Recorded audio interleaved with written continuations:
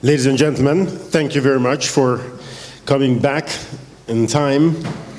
And as announced before the lunch break, we are now going to have our keynote speech by Mr. Simon Cheng, Hong Kong exiled pro-democracy activist and also founder of the Hongkongers in Britain. And the title of the paper is How Autocratic Tendencies Can Spread Under the Guise of Democracy. I think the only thing I have to do, sir, is to give you the floor. Please.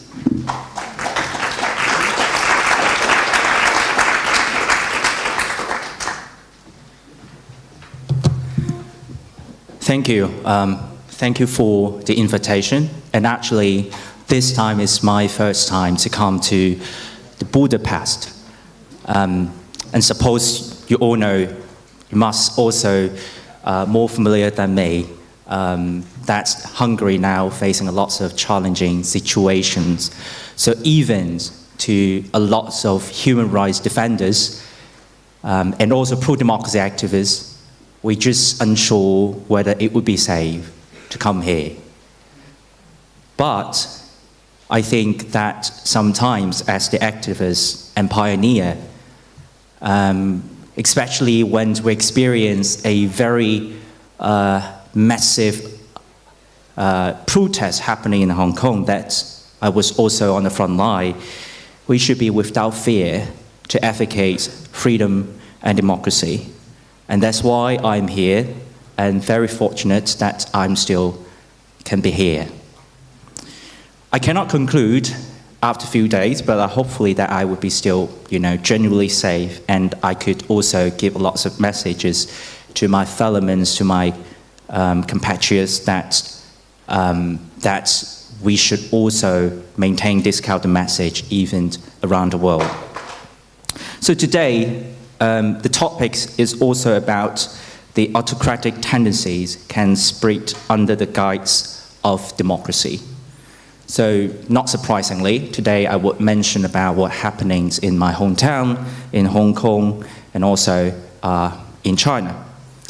And you might surprise that how could that when we talk about China, that is quite obviously an autocratic country, how could they still need to be, show it that they'll be complying with democracy?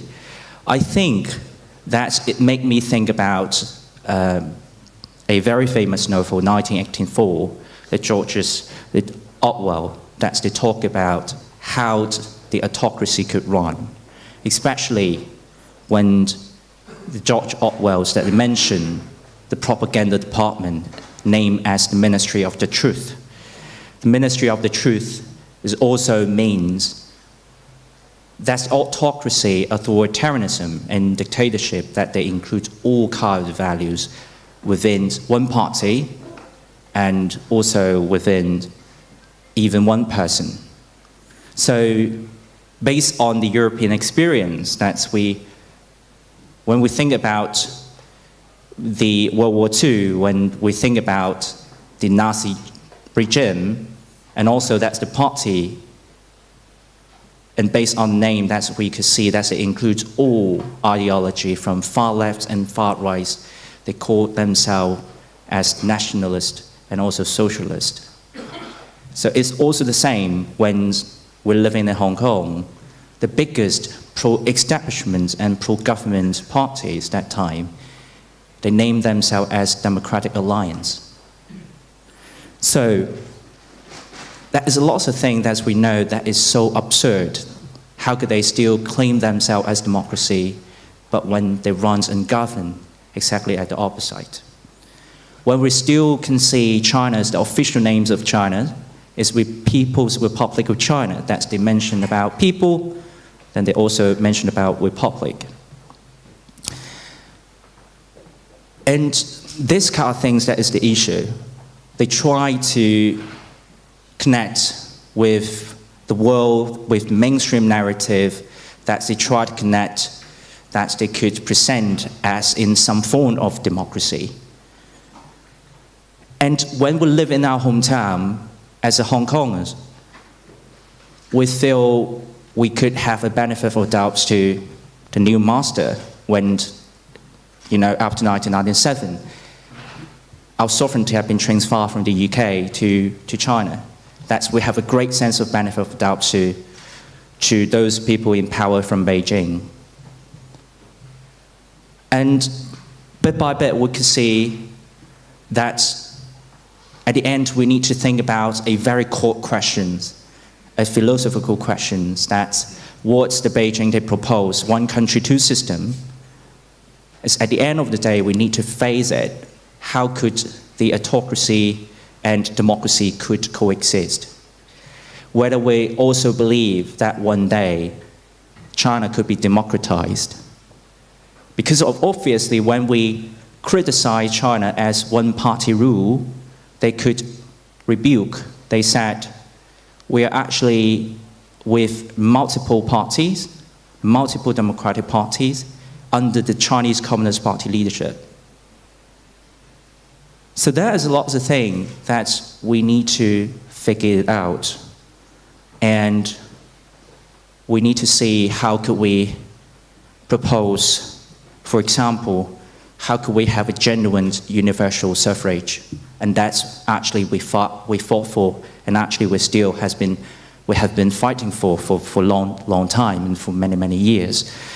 And unfortunately, I feel when all the people, they exhaust all spaces within the system, within the constitution, we try to send our representative for democracy within the legislature, and bit by bit it will have been disqualified, and bit by bit it will have been squeezed out, and bit by bit we're seeing a long process, a very painful process, and bit by bit how could we see our freedom have been enshrined and have been entitled based on the Sino-British Joint Declaration and based on the basic law, the main constitution within Hong Kong, could lose. And this process is very long, so that's why it's also very painful. And I feel it's also very inhumane to those people living in, a semi-democracy or a limited liberal society in Hong Kong. Because when the people, they have a freedom of accessing information, they know a little bit, they know lots of human rights abusive stories were happening in Hong Kong, in mainland China, like Liu Xiaobo, like many human rights lawyers, dissidents, and religion petitioners over there have been suppressed. However, we have been not entitled to have a genuine elections. And even that we feel inhumane because that seems like an expedient way that one country, two system, that maximally Hong Kong people can enjoy certain freedoms, but we still need to negotiate with our master, our unelected master, for a graduate process for full democracy. And it seems like in the process that we fight for, then bit by bit we feel we're being cheated, because that they know they have to use Hong Kong as a cultural melting pot for achieving better business interests and economic interests. But meanwhile, they don't want to face it, how potential that Hong Kong could one day becoming the future China, that bit by bit we could be hand in hand to achieve full democracy in the future, just like what we can see was happening in Taiwan. And this is a long process that we finally coming up with a almost conclusion when the day China said, okay, you want to have one person, one vote, then we now give you, but you can have one person, one vote, but we need to pre-select your candidates. We understood, maybe most of you would also understand that Hong Kong, that they cannot grant the democracy, and we understand that we have enjoying a high autonomy previously, But that's also a shortcoming to us. Because if we enjoy the autonomy, however, that we cannot engage within the politics of China, and that's they could still would say, we are sovereign state and you're only a region, you're only a city, so we pre-select your candidate. So we're still coming to the end and be questions about this. Could one country, two system effectively preserve democracy, and could autocracy and democracy could coexist? And we could see the one country, two system formula have been practicing for about 20 years, and the answer is clear, it's failure. So these kind of things that we understood, that autocracy needs to be a very clear definition. It can't be confused. And that's why when we were on the streets, that we feel very upset, and we feel there's no any other way that we could do. And bit by bit, even any kind of the space within the system, within the constitution have been exhausted. And only way for Hong Kong people they could do is go on the street. And even you can see that kind of the despair and this kind of the frustration, this kind of the anger can show on the people's faces.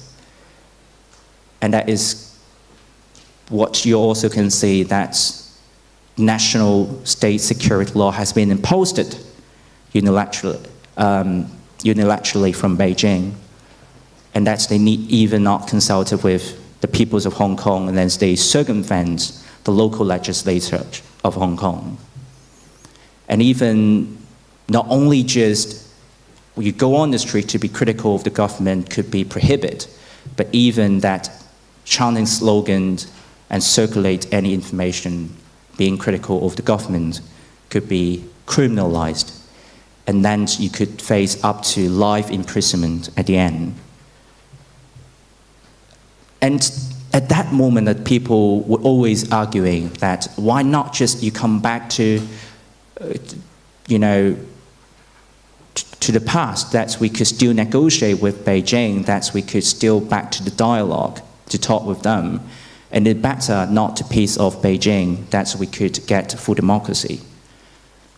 But that's we spend so many times and many chances to talk with them, but only what we could get is a fake election, pre-selected election. And that is the way why Hong Kong people, they running out of the patience, and then they decide to fight for democracy on the street. And one of the optimistic side that we could see is at least that we could push the autocracy to not to be able to pretend as a benevolent power, to be a good master. They show a true nature of what is the autocracy. It means if we give you some business interest, that you should be silent. If we give you some title, you should be silent. If you would be satisfied if you're just being rich, then you should be silenced. You have been not entitled to any political rights. And that is not the choice of Hong Kong people. Because Hong Kong has been long being regarded as purely as a functional city, as a business city. That's where we define what are Hong Kongers, who are Hong Kongers. The concept of Hong Kongers that's being fought and earned ourselves, that we actually cherish about the value for democracy. We don't want to living into the lies that ostensibly that we have been economically rich, but that politically that we have nothing, that we have no say. And that is why not we have both. If we just going back to a very nature of the questions that as a human being, why don't we have both economic freedom and political liberty? Unfortunately, back in China, that is a trade-off. You could either get one, you cannot get both. And political power, that's the no political right, but political power. And that is the prerequisite and foundation why you get rich. And that's becoming a very powerful regime. And that is challenging the mainstream narrative, the new world order of the liberal democracy around here. So I think that is the way, that's the pathway that Hong Kongers choose. And of course that you might say that is a dead silence now in Hong Kong. But when the people fleeing from the country, because even to me, I've been wanted by the National Security Police just because my thought, just because my advocacy. And it's almost unimaginable when you can see lots of expat communities doing business as Hong Kong as claim themselves as international city that could be uncivilized like this. But when the people they decide to leave our hometown, that is greater sense of determination that we need to still keep going. And it's very, very sad that we can see our fellow men, that's the first time they need to understand what is asylum policy. It's very unimaginable decades ago that we received many refugees from Vietnam, that we think that we're resourceful, that we can help many other people, but this time it's coming to us. And the first time as an activist, we need to grant the choice for the people if they want to live for freedom. If they don't want to be persecuted, they still have this kind of the choices. That's why we set up a sharing platform on the internet, sharing asylum policy. It's painful, but it's also useful. But when we expect many more people they're fleeing, then they're settling down in the neighboring countries around the world, we need to group them together because we don't want to see that narrative that our collective trauma and our collective memory could be diluted one day. And that's why I would say why that is so important, because when we group together, we're becoming one of the voices of the community. Then we could also make sure that is in solidarity. And that time, we still, even when, for example, to me, I'm in the UK, that we found the diaspora groups, Hongkongers in Britain, we also face lots of challenges. That we said, the autocratic tendency in the guise of democracy. We still see lots of United Front work of the Chinese Communist Party overseas. That we can see lots of Chinese Overseas Association, they could be influenced by the Chinese Communist Party political agenda and propaganda. And that would be a very convenient that you could see lots of charities and civic organizations, they would say, oh, we are not political, and what you're advocating for democracy, for human rights is political. And impartiality and neutrality becoming a very convenient excuse to shy away from any critical issue for human rights. And that is also in the guise of democracy. And also that they will argue if we're living in the democracy, we also need to tolerate that we have a freedom to support dictatorship, to support authoritarianism. So that is called the debate that's we're happening as well in the UK, that's we learn how to deal with it. So the message is actually clear that some scholars would say that is resilient autocracy, resilient authoritarianism, because they have been very agile, that they learn how to adapt to the mainstream narrative. When you see back in China, that they spend hundreds of millions of dollars to scholars, sending it overseas and setting up Confucius Institutes. That's they try to make a dialogue with the Western democracy and even try to make them look like democracy, but without any substance. That's kind of things that we need to unveil this kind of the situation and have a decent debate. And that is so important. I think that's how could we verify the democracy, the element of democracy with substance, is that how could we see, and whether that we could see if there has any kind of division of power and checks and balance within the institution. I think Hungary and China is uncomparable because China is de facto one-party state within that kind of the constitution, that kind of the constitution obviously named that is under one-party leadership. But Hungary still, we can see a certain degree of checks and balance, especially because that is part of the EU, that we can see the checks and balance over there. So these kind of things I feel is very important that today when we see lots of people, when we learn about the lesson from the history, that's how the Nazi regime had risen from a very vibrant liberal democracy in Weimar Republic. So that's why lots of people that they try to going into the populism, that they try to go into extremism, then hijack the parliament. That is what previously Hitler did. But that is different context what's happening in China, because usually those activists, they are in the radical side, that usually they need to appeal to the people. And that's why, that's in the context of China, how effective the United Front worked for the Chinese communist officials is that they need not to win the game because they're already a winner. If that is relations between just the people and the government, we need to be more radical because we need to change the status quo.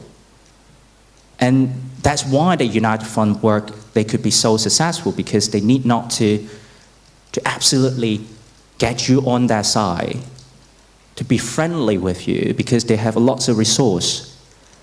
They just request you not to be at the opposition against the Chinese Communist Party. And the bar is so low.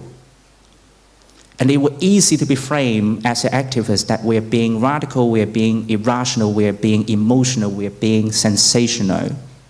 And it looked like a populist as well. And that is the difficulties. How could we breach the narrative and context between the Europe and China? And that's the thing, we need to be emotional. Because when all the time, if we rationally with the Chinese government officials, definitely they monopolize all kind of the resources economically, politically, socially. That if we could be rational, that we should cooperate with them. That Hong Kong people, they are stupid. Why they just going on the street? Why not to be obedient? That they could get what they want, they could get rich or something. But if we have this kind of belief, every time we watch news, that some kind of the people, they're from Beijing, say this, say that, and they're not elected, and we feel we are subordinate, we're not people. And we see lots of absurdity happening, and we see lots of very, very tragic story happening in China, like Liu Xiaobo, like many other people, they die in prison. We could not tolerate, we cannot move on, because it's so miserable that even anyone, they could be legalized, that imprisonment, that injustice. That's, if you see someone that's, like they do something immoral, that you could, that might be an individual behavior. But how about that state behavior, legalized it and shrinked it within the constitution? And that's so dangerous. That's why we need to change. And that's why we set up the diaspora and keep going forward. And when we set up the diaspora, bit by bit, we're self-help, we're self-reliant because we set up diaspora groups, and bit by bit we're self-empower. When we're coming into the UK, the most very interesting thing that we're coming over there, we're being entitled to get votes. We know how to practice democracy, and bit by bit we could be self-empowered. And when we self-empower in some way, it's very, very interesting that when Hong Kong be regarded as the last colony of the British Empire, but the way that Hong Kong people to achieve democracy and to decolonize themselves is coming and going to the UK. But that is not the end. That's the issue haven't been solved because our hometown, where we're from, the injustice is still massive over there. Our lots of fellows that they ask for democracy and freedom now in jail. I just thinking about what they're doing. Are they breathing? In this second, every minute is full and filled with injustice. And that's what we cannot tolerate. And that is something in the future we need to engage global politics. We need to engage the policy, the community affairs within any kind of the countries we're living in. Well, bit by bit also, one of the ways that we could reconnect all Hong Kongers around the world is by election, is by vote, is by this kind of value of democracy and freedom. So that's why some of the activists, and even I agree, is to advocate a new kind of the parliaments of Hong Kong that could be set up, even that is without real power, even that is even not governmental organization, it's civic organization. But this process of voting could connect people together. And this would be a new checks and balance have been set up. Because one country system, when we witness it collapse, then that's the checks and balance have been collapsed. And that is some unstable situation that's happening. And now the front lines move from Hong Kong to Taiwan. So we see lots of military conflict and tension happening over there. And one of the ways that we need to rebuild the checks and balance is Hong Kong diaspora still need to be on the front line, at least in Asia, and now becoming a globe, a world, that we to contain this kind of the assertive authoritarianism and expanding dictatorship. And that is the future, and I hope that we have a clear eyes to see this future. Thank you.